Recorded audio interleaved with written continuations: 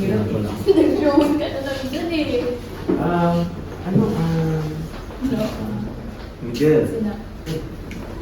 ba't ngayon na kayo? Forward. Forward. Forward sa yan. Pinutusan kami ni Ma'am Dragona na magtulong na mag-set up ng marriage booth for the ball. May marriage mo sa ball? Oo.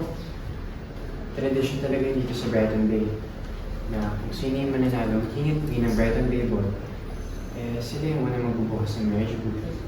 And sila rin yung unang kakasal doon. Paano intense ang discussion niyo Pinuhulaan ko lang kay Miguel kung saan mapupunta yung eyelash niya. Kung Pick saan- up sa line mo, Jacob. Action.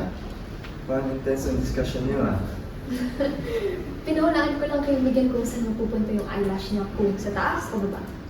Ay, actually si Zayn yung nagturo sa akin nun. Di ba? Oo. Ako nga pala nagturo siya na.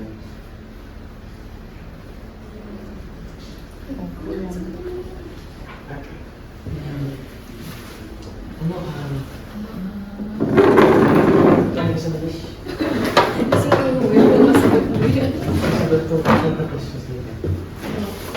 May apat mo siya. Oh. Hindi mo alam lahat yan. Kaya mo yan. Tandaan mo lang. Sasabi na. Sinabi ko yan kanina bago mag- Cut.